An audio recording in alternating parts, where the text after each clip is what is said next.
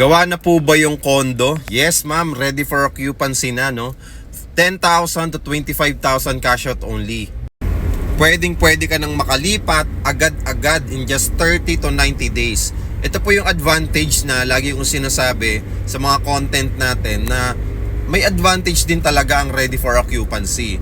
Bukod sa nakikita mo na yung property, bukod sa matitirhan mo na kagad yung property, masisigurado mo talaga na mata-turn over yung property. Kasi may mga na-turn over ng mga clients, may mga nakalipat ng clients, may mga nakatira na. So, yun nga, na-share ko din last time sa news na may kanya-kanyang advantage din ang pre-selling at ang ready for occupancy. Kung talagang gusto mong sobrang makamura, di ba? Mag-aantay ka talaga ng ilang taon sa mga pre-selling, like 4 years, 5 years, no? Pero yun nga, may cases kasi ngayon na merong isang developer ang hindi tinupad yung turnover date. Hanggang ngayon may damo-damo pa rin yung yung lote, yung pagtatayuan ng condo. Pero good news, okay, kahit may mga ganung balita, meron naman mga ready for occupancy na hindi naman mabigat sa bulsa. Okay? Katulad nito, kung kailangan mo ng 2-bedroom unit, ang kailangan mo lang 10,000 to 25,000 cash out only.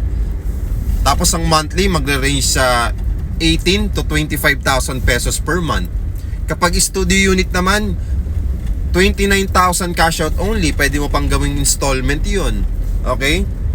Ang monthly nasa 14 to 15,000. Tapos nakatayo na yon. Studio unit yon. Okay? For for turnover na yon within 3 to 5 months. And then meron pa tayong isang studio unit na kung saan ready for occupancy na rin yon. Ang ilalabas mo lang 25,000 cash out only. Pwede mo nang malipatan din agad. Ang monthly nasa 17,000 to 18,000 pesos per month. Ang advantage talaga ng nata-turn over na agad or ready for occupancy na yung property na kukunin mo, talagang mapapakinabangan mo na kagad. Kumaga value for money na siya. So, ano pang hinantay natin? Maraming salamat sa pag-comment, Ma'am Celine. I hope na nakatulong po sa inyo itong video na to. Kung interested po kayo, punta po kayo sa profile ko. Andun po yung link ng aking Facebook account. Nandun din po yung video nakapin.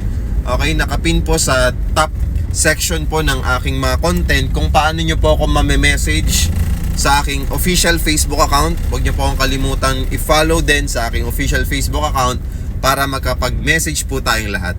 Maraming salamat po and God bless.